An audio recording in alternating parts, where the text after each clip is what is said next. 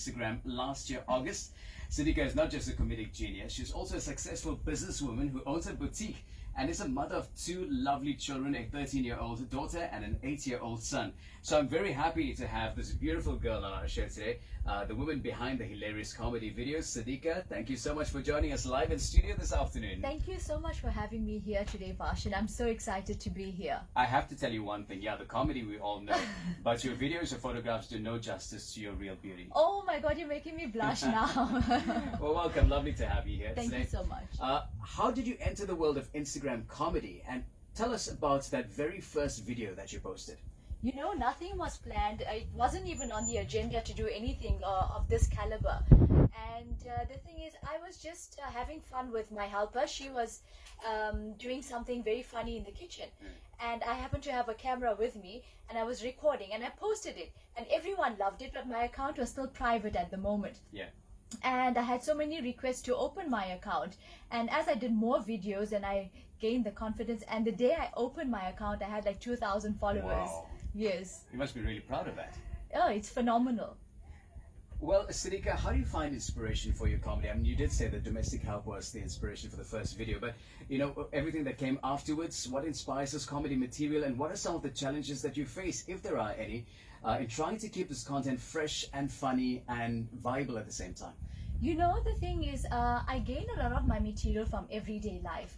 I play on every cliche out there and every stereotype that you get. So in terms of stumbling over any difficulties, thankfully for now there aren't any, but I just try to keep it fresh and happening, and yeah.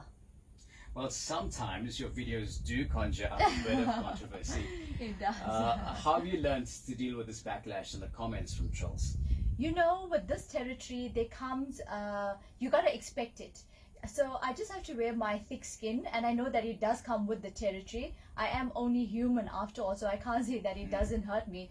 But my mom always tells me to wear my big girl panties, you know, so I just gotta deal with it. So, you know, on the note of your mom, I believe your parents are extremely supportive of your comedic journey. Let's talk about how important it is to have their support. I think with any endeavor in life, whatever you do, whatever route you choose to take in life, we need our parents' blessings. We need their support. So for me, I always tell my mom I am where I am in life. It's because of her prayers. Wow. You know, and when we have their blessings, we just want to make them even more proud, and it makes the journey even more exciting. So a popular reference in our digital age is that of social media influencer. How did you view your position as an influencer, and what kind of responsibility does this status bring?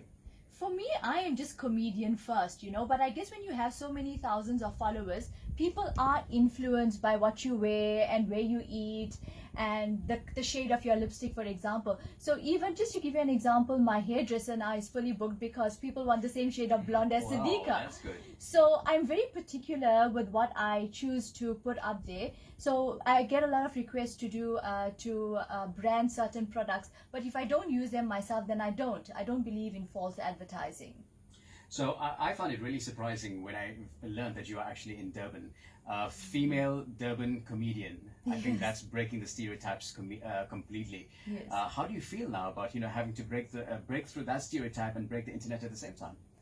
You know, I am absolutely so befuddled with the whole thing that's going on right now. I never aimed to be here, like I said. It's very, very overwhelming. I was just having fun, having a good time, but I'm embracing it at the same time. It's opened a lot of opportunities for me. So I'm grateful. I'm very grateful for all that has happened. So let's talk about the comedians other than yourself now that you admire.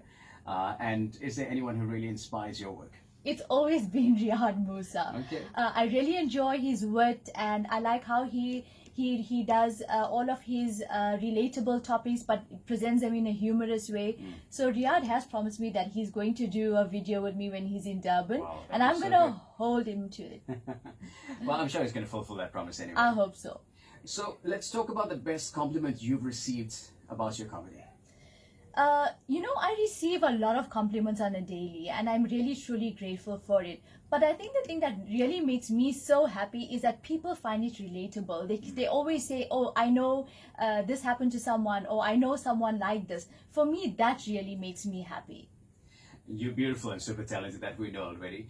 Have you considered stepping out onto other media platforms, perhaps TV and film? Now, surely this is, a jumping platform for you, Yes. using social media and getting your comedy out there and whatever else. But you're obviously now trying to focus on something else. Is TV and film on the cards?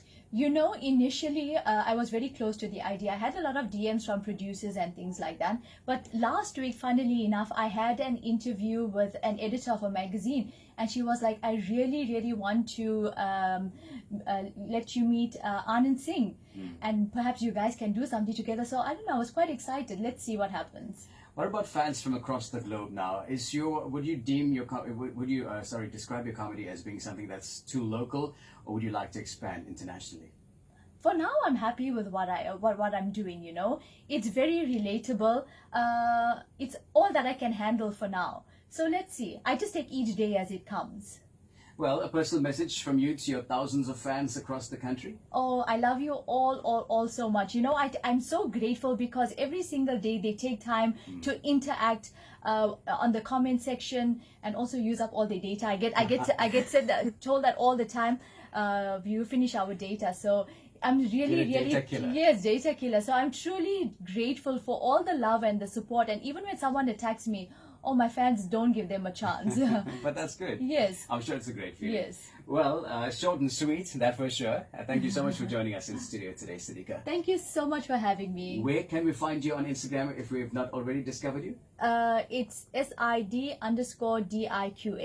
It's amazing. Siddiqa Soofie joining us in studio this afternoon. It is the lunch break. You are listening to Lotus FM. More music on the other side of the